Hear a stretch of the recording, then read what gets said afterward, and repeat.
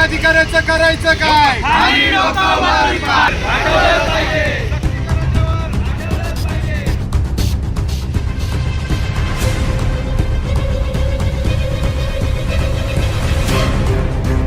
आरोग्य विभाग व जलजीवन मिशनमधील भ्रष्टाचाराविरोधात छावा क्रांतीवीर सेनेने लाक्षणिक उपोषण करत प्रशासनाला अल्टिमेटम दिलाय। दिनांक 27 मार्च 2025 छावा क्रांतीवीर सेनेच्या वतीने तसेच संस्थापक अध्यक्ष करण गायकर यांच्या नेतृत्वाखाली जिल्हाधिकारी कार्यालय नाशिक येथे आरोग्य विभागातील बोगस व अपात्र कर्मचाऱ्यांविरोधात तसेच जलजीवन मिशन अंतर्गत झालेल्या प्रचंड भ्रष्टाचाराविरोधात लाक्षणिक साखळी उपोषण करण्यात आले।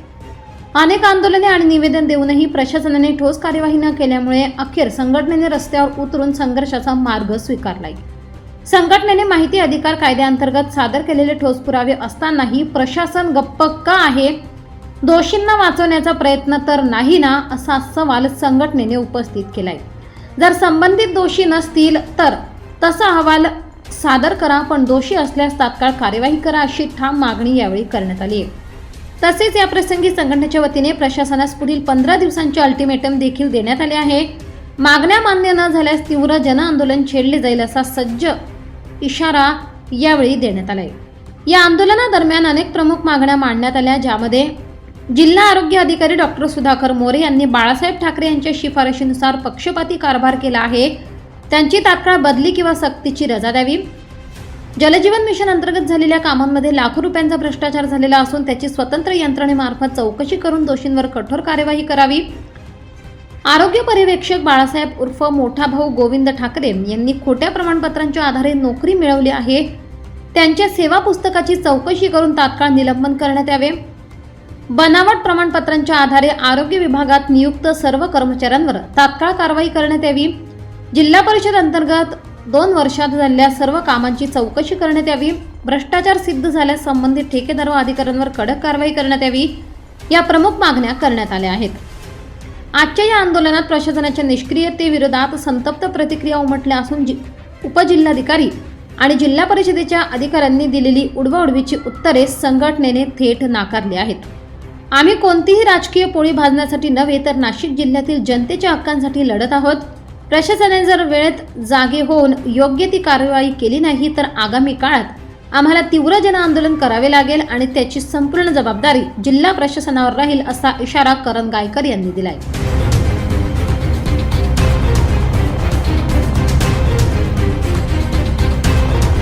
आम्ही गेल्या अनेक महिन्यांपासून माहिती अधिकारात सर्व कागदपत्र घेऊन नाशिक जिल्हाधिकारी जलज शर्मा, जिल्हा परिषदच्या सीओ मित्तल मॅडम या सगळ्याच अधिकाऱ्यांना ते पत्रव्यवहार केलेले आहेत की या आरोग्य पर्यवेक्षक बाळासाहेब ठाकरे आणि त्याच्याबरोबर अनेक लोकांनी जिल्हा परिषदमध्ये चुकीचे डॉक्युमेंट सादर करून नोकऱ्या मिळवलेल्या आहेत, चुकीचे शासनाचे सर्व मलिदे खाल्लेले आहेत आणि या लोकांवर आपण कारवाई करावी, परंतु त्यांच्यावर कारवाई होत नाही। थातूर मातूर एक कमिटी स्थापन केली, ती कमिटी कुठलाही अहवाल देत नाही, ती कमिटी यांच्यावर हे दोषी आहेत की निर्दोष आहे हेही सांगत नाही आणि सगळ्यात महत्त्वाचं जिल्हा आरोग्य अधिकारी डॉक्टर सुधाकर मोरे यांना सगळ्यांना पाठीशी घालून ह्या प्रकरणाला वेगळं वळण देण्याचा प्रयत्न करत आहेत, म्हणून त्यांना सक्तीच्या रजेवर पाठवून या सगळ्यांची चौकशी व्हावी। नाशिक जिल्ह्यातल्या जलजीवन मिशनच्या अंतर्गत जेवढे कामं झालेले आहेत त्या सगळ्या कामांची चौकशी करावी।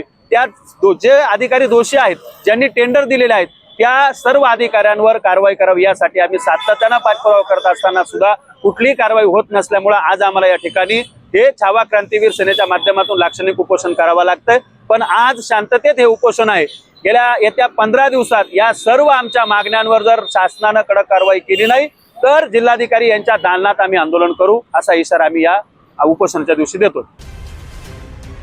यावेळी उपोषणाला करण गायकर, शिवाजी राजे मोरे, शिवा तेलंग, नवनाथ शिंदे, आशिष हिरे, डॉक्टर किरण डोके, नितीन सातपुते, सुभाष गायकर, वैभव दळवी, विजय बाहुळे, मनोरमाताई पाटील, सविताताई वाघ, भारत पिंगळे, दिनेश जाधव, शुभम महाले, प्रशांत सूर्यवंशी, अमोल देवरे, दीपक पवार, राकेश पाटील, जयेश मोरे, अर्जुन फरकाडे, दत्ताजी पवार, कणसे बाबा, विजय महाराज जगताप, संदीप मोरे, चेतन देवरे, राकेश पाटील आदींनी पदाधिकारी उपस्थित राहून प्रशासनाच्या विरोधात ठाम भूमिका मांडली।